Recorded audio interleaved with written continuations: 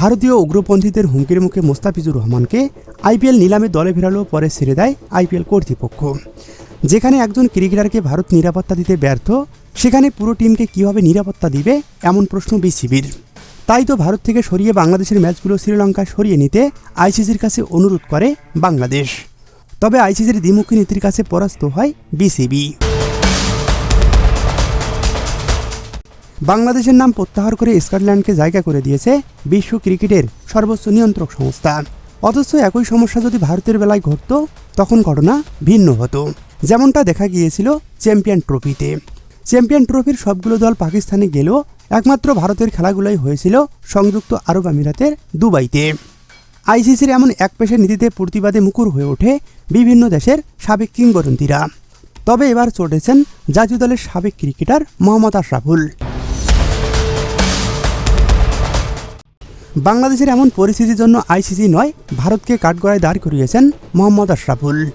ভারত চায়নি বাংলাদেশ বিশ্বকাপ খেলুক, যার জন্য আইসিসি এমন আচরণ করেছে। ঠিক এমন মন্তব্যই করেছেন জাতীয় দলের ব্যাটিং কোচ মোহাম্মদ আশরাফুল।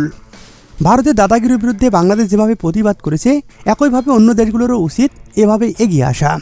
জাতীয় নির্বাচনের পর আঞ্চলিক ক্রিকেটে উন্নতি হবে বলে বিশ্বাস করেন তিনি।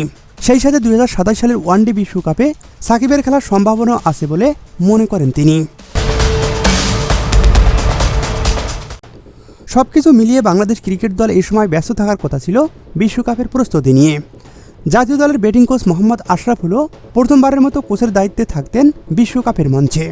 সেই রোমান স্বপ্ন শেষ হয়ে গেছে ভারতের দাদাগিরির কাছে। বিসিবি ও বাংলাদেশ সরকার সর্বোচ্চ দিয়ে চেষ্টা করেছেন টাইগারদের বিশ্ব মঞ্চে পাঠাতে।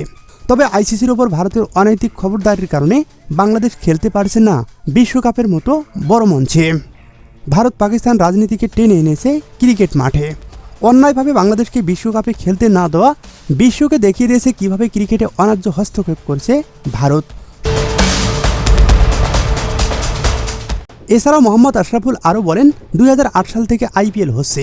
এই টুর্নামেন্টের সময় 2 মাস আন্তর্জাতিক ক্রিকেট বন্ধ থাকে। কোনো দেশই আন্তর্জাতিক ক্রিকেট খেলে না, ম্যাচও হয় না। অবশ্যই তারা আধিপত্য করছে, এটা আমরা সবাই জানি। আইসিসির ওপর ভারতীয় ক্রিকেট বোর্ড সরকারের আধিপত্য কাজ করে, এটাই স্বাভাবিক। সাকিব আল হাসানকে আনুষ্ঠানিকভাবে বিদায় জানাতে দেশে ফেরানোর চেষ্টা করেছে বিসিবি। আশরাফুলও বিশ্বাস করেন জাতীয় নির্বাচনের পর সাকিব আল হাসান দেশে ফিরবেন। শুধু একটি সিরিজ নয়, আরও কয়েক বছর খেলার সম্ভাবনা আছে বলে মনে করেন তিনি। একজন খেলোয়াড় যদি একটি ফরম্যাট ধরে রাখতে চায়, সহজেই 20 থেকে 40 বছর পর্যন্ত খেলতে পারে। সাকিব যদি চায় এবং তার সমস্যাগুলো যদি সমাধান করতে পারে, আশরাফুল নিশ্চিত করে বলেন জাতীয় নির্বাচনের পর আবারও তিনি দেশে ফিরবেন। সেই সাথে 2027 সালের বিশ্বকাপে খেলবেন। কোচ হিসাবে প্রথম বিশ্বকাপ মিস হলেও আফসোস নেই। বোর্ড আশরাফুলকে ব্যাটিং কোচ রাখতে চায় 2027 সালের ওয়ানডে বিশ্বকাপ পর্যন্ত।